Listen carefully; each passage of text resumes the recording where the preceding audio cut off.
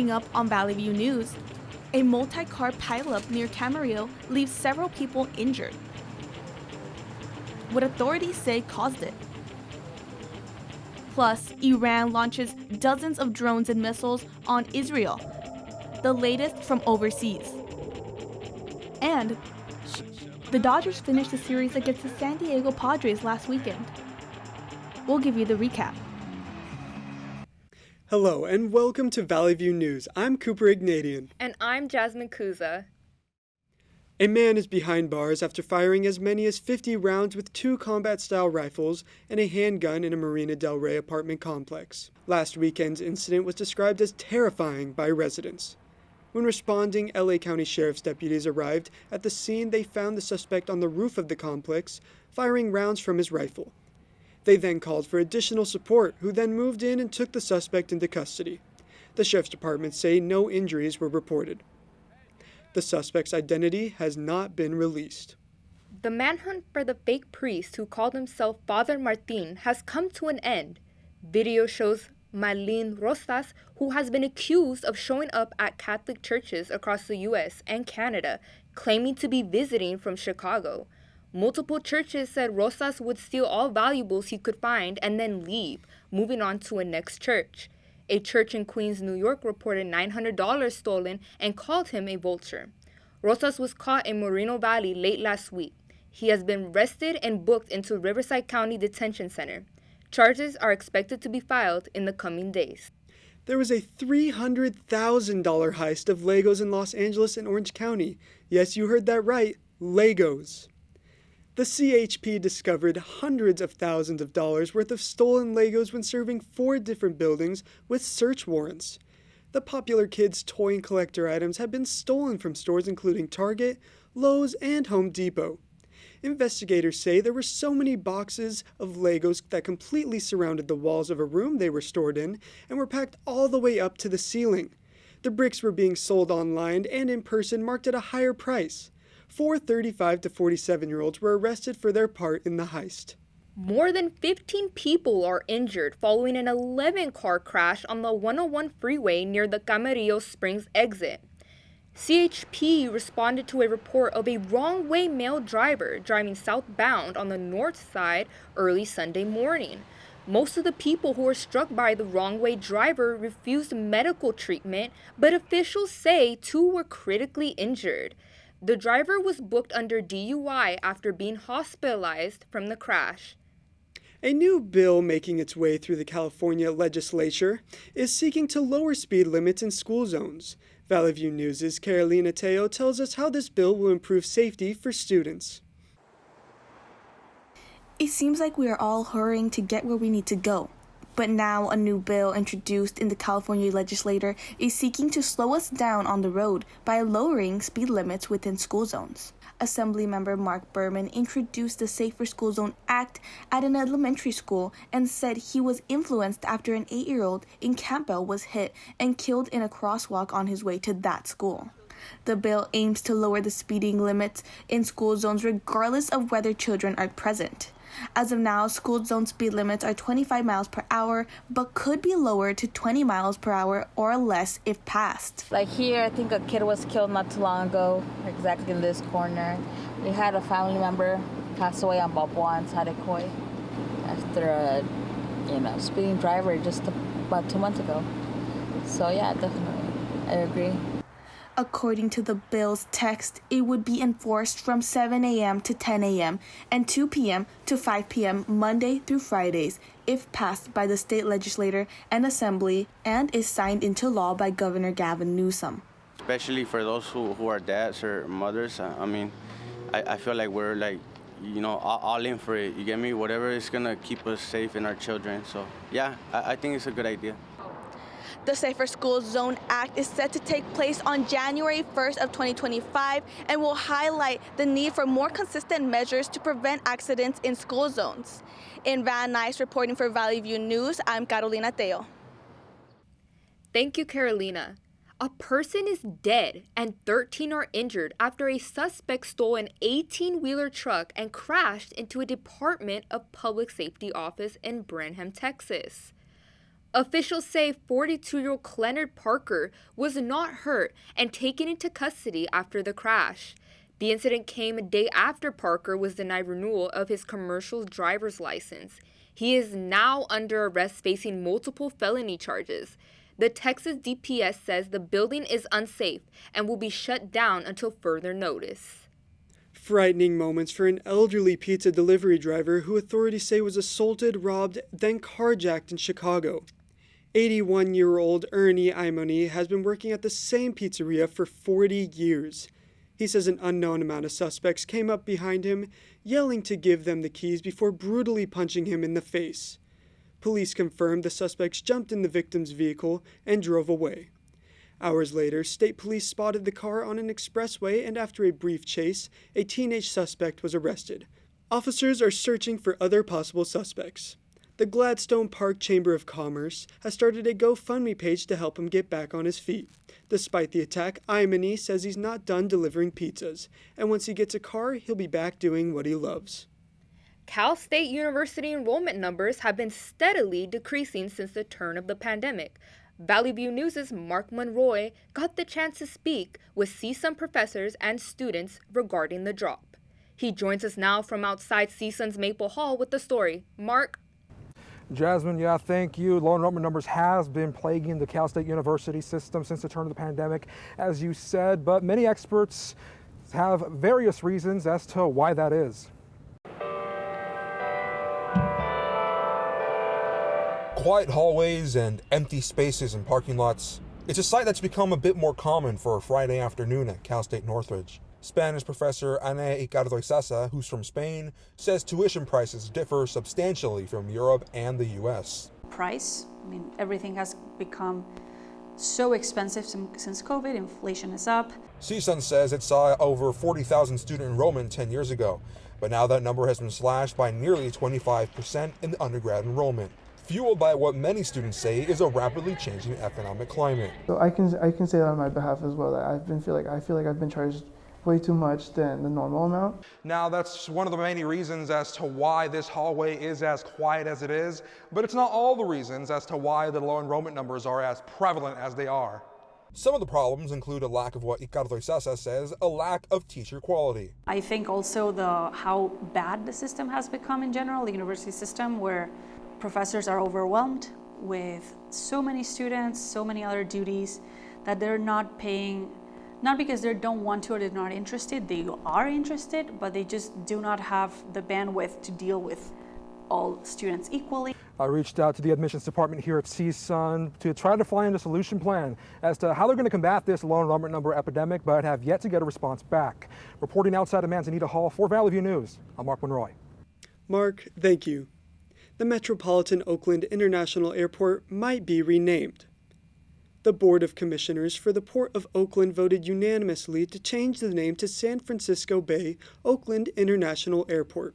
They voted in favor of the change, saying unfamiliar travelers to the region tend to fly into San Francisco's airport, even if their destination is closer to the Oakland airport across the bay. The change will also bring in more business as travelers become more aware of the airport. San Francisco officials say they are concerned the change will confuse travelers. San Francisco City Attorney has threatened to sue the City of Oakland if they choose to rename, arguing it would violate the city's trademark on San Francisco International Airport. The final approval vote is scheduled for May 9th. If you enjoy supporting local art, you might want to visit this landmark before it is officially removed. Valley View News' Hugo Maldonado Garcia has more on a local Venice sculpture. You might have overlooked this landmark while visiting Venice. This 60-foot sculpture is set to be removed sometime later this year. Some locals say that they've often walked by it, but never paid too much attention to it. I mean, it's beautiful. I think it's kind of a landmark. It definitely draws your attention. I like looking at it. Declaration weighs 25 tons and was first borrowed over 2 decades ago by the Venice Family Incentive Clinic. It was created by artist Mark De Severo and was given to the city of Venice in 2001, where it currently stands between the police station and the skate park. Severo and his art gallery never convinced the city to officially purchase the sculpture. I think things change, and I think that's okay. And I think people will remember the time when that was here, and then there will be a time when it's something else. And I think that change is hard, but not always bad. And now, after several years, the sculpture is officially on its way out.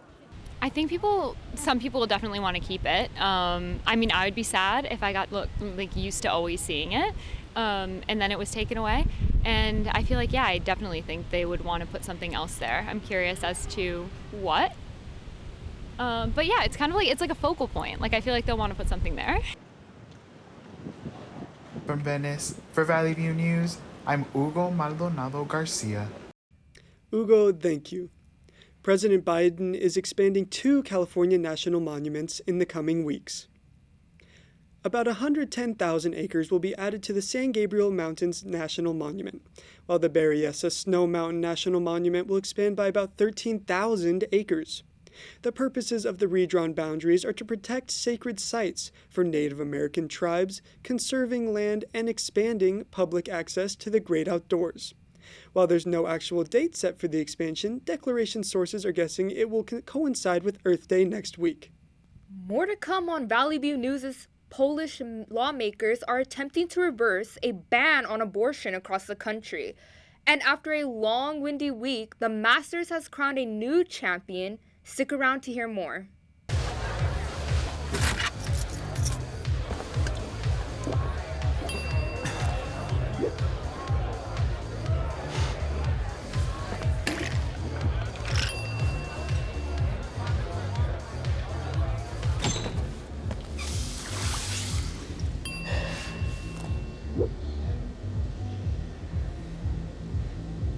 If you need to do something to feel okay to drive, you're not okay to drive. Don't drive buzzed.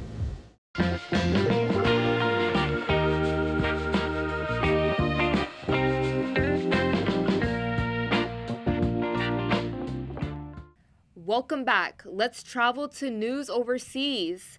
Matthew Bragulla is in our digital media center with the latest international updates. Matthew? Thank you, Jasmine. Iran launched dozens of drones and missiles at Israel in a 5-hour attack this past weekend. It comes after Iran blamed Israel for an airstrike on their consulate in Syria, which killed 13 people, including senior Iranian commanders. Israel and U.S. forces were able to intercept most of the missiles and no injuries have been reported. But Iran has promised more attacks if Israel decides to retaliate. President Biden says the U.S. will not be part of any offensive operations, but that it will stand behind Israel. 6 people are dead and several others injured after a suspect went on a stabbing spree inside a shopping center over the weekend in Sydney, Australia. Authorities say 40-year-old Joel Couchy walked inside the Westfield Bondi Junction complex and stabbed 5 women and a man at random. The victims all died at the scenes. 8 others, including a 9-month-old baby, were injured as hundreds fled the scene. Couchy was eventually shot and killed by police. Investigators say they believe the act was not an act of terrorism. Couchy's father says Joel was plagued with mental health issues his entire life and that he tried to help him in any way he could. To you, he's a monster. To me, he was a very sick boy, believe me. Authorities say they do not have a motive at this moment. Lawmakers in Poland are backing plans to end the country's near-total abortion ban. 4 bills have been introduced in Poland's parliament in the hopes of easing abortion restrictions. The bills include an additional proposal by the country's Prime Minister Donald Tusk to legalize abortion up to 12 weeks. However, these bills are predicted to be vetoed by Poland's right-wing president Andrzej Duda. Tusk is still hoping to rally more women voters against Duda for the upcoming elections in 2025. The highly controversial abortion ban was instituted by Duda's party back in 2020. Russian military instructors have arrived in the West African country of Niger. They are there to help train Niger soldiers. The instructors also came with an array of military equipment, which they will teach soldiers how to use. The equipment and training are meant to prevent possible interference from the ECOWAS, a political alliance of Western African states. It comes after the current military government staged a coup against the democratically elected president of Niger last year. Since then, the country has cut ties with the United States and the European Union. That's the very latest from the Digital Media Center. I'm Matthew Bragulla. Back to you. Thank you, Matthew. The news of imminent closure of all 99-cent stores left bargain hunters searching for a new place to shop for items at a cheaper price. Valley View's News has the story on how a new store is giving Santa Clarita shoppers another option. As an era came to an end, a new one could begin for bargain shoppers in Santa Clarita. Cent stores, Dollar Trees, Dollar General, they're projected to close around June, I believe, all their locations.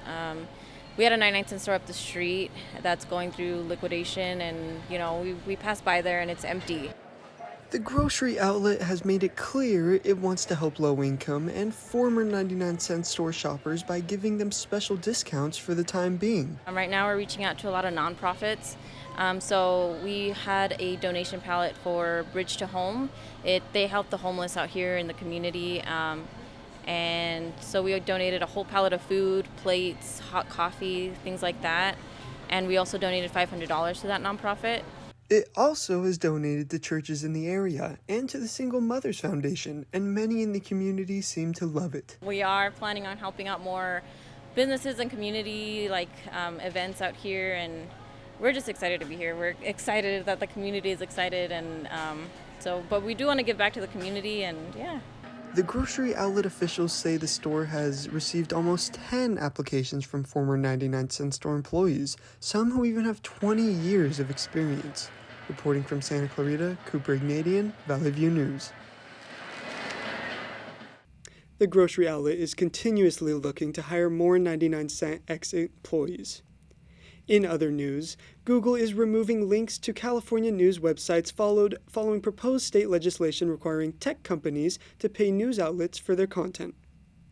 Google says the move is a test to view the impact of the legislation will have on their product experience and will only affect a small percentage of California users. The California Journalism Preservation Act, which was introduced in March of 2023 and is still awaiting a hearing by the state's Senate Judiciary Committee, would require digital platforms to pay a fee when they use content alongside digital ads. The bill comes as more people continue to shift away from consuming news through traditional media and towards social media platforms. In other news, a vintage coalition in Burbank is more than meets the eye. Valley View News' Valeria Yanez has the details. In the city of Burbank, there's a hidden gem. Partner Corey and I had always talked about doing a vintage mall and having it be more of a collective. Cass Luke's dream started years ago, and now it's a reality. She's the co-owner of Catnip Coalition Vintage Mall, and you'll never guess what some of the profits go towards. And because I'm an avid cat lover, I had the idea to incorporate cats with vintage. And so the concept is it's a vintage mall. There's 23 different vintage vendors. Though Catnip seems like just a store for cat lovers and vintage enthusiasts, it's way more than that. Part of their proceeds go towards fostering cats. One of the main local rescues they work with is Cats in Need in LA, as well as the Stray Cat Alliance. The owners take it upon themselves to foster cats and even find homes for them. In the last 2 months, they have successfully helped find homes for 15 kittens. So I've mostly worked with Stray Cat Alliance. So they're a great organization. They're one of the biggest cat rescues in the LA area. But they rescue kittens that get turned into, the animal shelters that are going to get euthanized. They pull them and then they find fosters to take them. So I'm one of their fosters. So I take some of their kittens and then, I do all this cute Instagram stuff and let people know that they're here and they get to hang out in the windows. And yeah, like I said, people then are able to contact Stray Cat Alliance and, fill out an application. And once they're approved, they get to go home. Reporting from Burbank, California for Valley View News, I'm Valeria Yanez. Valeria, thank you. The United States is experiencing a drug shortage. Cancer, chemotherapy drugs, and emergency medications are the main ones affected by the issue. Within the first 3 months of 2024, 323 drugs were low on stock. More than half of these drugs have had a shortage for more than 2 years. Policy suggestions were proposed to prevent drug shortage, but health officials are concerned about the financial penalties for hospitals that don't have resources that will work with the recommendations. Officials say the root cause at the federal level still needs to be fixed. False information was spread on social media about the COVID-19 vaccines being linked to sudden cardiac death among youth. However, researchers are revealing that's not the case. After looking at death certificate data, Oregon Health Authority investigators found that the COVID-19 vaccine is not linked to the death of people ages 16 to 30. The research was collected from June 2021 to December 2022. Looking at individuals' death certificates who had undetermined causes of death. 40 people were identified to have either the Moderna or Pfizer vaccine. When we come back, following the death of O.J. Simpson, a documentary about his ex-wife is close to ending production. Also, music's hottest festival, Coachella, took place over the weekend. We have a look at who came out to surprise the audience. Stay with us.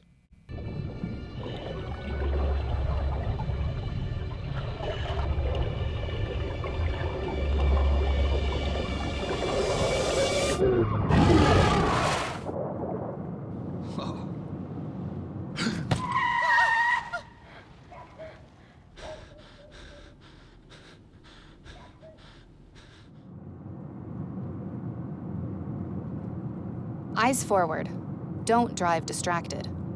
If you're buzzed and doing this to make yourself feel okay to drive, you're not okay to drive. Meghan, Duchess of Sussex, and Prince Harry have 2 nonfiction series in production for Netflix. The first series will be made by Meghan and will celebrate the joys of cooking, gardening, entertainment, and friendship. The second series is shot primarily at the U.S. Open Polo Championship in Wellington, Florida. Both shows are in the early stages of production, and their titles and release dates will be announced later. Movie theaters across the nation are trying to figure out ways to bounce back this summer after last year's writers' and actors' strike dealt them devastating losses. The strikes forced many film productions to push back their release dates. Now some movie theaters are re-releasing older films like the 1999 Mummy, starring Academy Award-winning Best Actor Brendan Fraser. Other theaters are hosting Spider Mondays, playing all 8 films. The theater will also sell exclusive merchandise to help bring back moviegoers along with attracting ticket sale numbers from before the pandemic. Lifetime is releasing a documentary about Nicole Brown Simpson, O.J. Simpson's ex-wife. A source close to the production said that Brown Simpson's family and friends will be participating in the project. There is no air date for the documentary, but it is timed around the 30th anniversary of her death this year. Brown Simpson was married to O.J. Simpson from 1985 to 1992. She was killed outside her Los Angeles home on June 12, 1994. The former NFL player was acquitted of murdering his ex-wife and her friend in the 1995 trial. Although O.J. maintained his innocence, a 2016 poll showed that many Americans believed he was guilty. Coachella 2024 Weekend 1 took the audience by storm with surprise guests Billie Eilish and Shakira. Eilish was the surprise performer for headliner Lana Del Rey. The pair sang a duet of Del Rey's iconic song Video Games. They also sang Eilish's Ocean Eyes. Shakira took the stage with the song producer Bizarrap for a performance of Lo Fuerte. The singer also announced her world tour for the new studio album. Gwen Stefani made her Coachella debut with No Doubt as they brought out special guest Olivia Rodrigo to sing Bathwater. The 23rd Coachella Music Festival will continue this weekend in Indio with the same lineup, but it's unknown if the same guests will appear. Federal authorities say Shohei Ohtani's ex-interpreter Ippei Mizuhara stole more than $16 million from the Dodgers star. Authorities filed a complaint accusing Mizuhara of bank fraud. This could mean he has to pay up to $1 million and or spend up to 30 years in prison. A U.S. attorney said Ohtani is considered a victim, and there's no evidence he knew about his interpreter's gambling or the theft. Misuhara is scheduled to appear in the U.S. District Court Friday afternoon, where they will set an arraignment date. He will likely be released on bond. In terms of the team, the Dodgers just lost 2 out of the 3 games to the San Diego Padres. 1-1, Machado hit this one hard. And Outman's going back. He's looking up. Manny Machado can touch them all. They split a pair of games earlier in the year in South Korea, and the Padres now lead the season series 3-2. The series started with an 11-inning thriller in which the Dodgers took a 7-3 lead through 3 innings, but blew it in the 6th and 7th when the Padres hit 2 homers. A single in the 11th inning gave San Diego the victory. The Dodgers retaliated and took the second game 5-2 before losing 6-3 Sunday thanks to another blown lead. The world number 1 Scottie Scheffler has won his 2nd Masters title. Since arriving to the greens at Augusta, Georgia, Scheffler was expected to win. After 4 hard days and wind gusts of over 40 miles an hour, he donned the green jacket once again, and he entered the clubhouse with the $20 million grand prize. In a post-tournament interview, Scheffler admitted there was a chance he wasn't even going to finish, since he vowed to abandon the tournament at any moment if his wife went into labor. We'll definitely enjoy the birth of my first child, but with that being said, I still love competing. My priorities will change here very soon. My son or daughter will now be the main priority along with my wife. So golf will now be, probably 4th in line. Other highlights of the tournament included Tiger Woods finishing the 60th place while suffering from several injuries, only made bearable by pain medication. Woods has officially broken the record for most consecutive cuts at the Masters. Now to the European Champions League. Current champions Manchester City and 14-time winners Real Madrid are set to face off in the second leg of the quarterfinals. The nail-biting first leg in Santiago Bernabeu ended in a 3-3 tie. Many key players for both teams returning from injuries, while Real Madrid's French midfielder Aurélien Tchouameni will miss the game due to suspension. The second leg kicks off in Manchester this week. The winner will face off against either Arsenal or Bayern Munich in the semifinals. Come flock this way! Mark Warnke is the goat whisperer, training these animals to carry his gear on the back roads. Warnke breeds a special breed of goats and raises them into adulthood.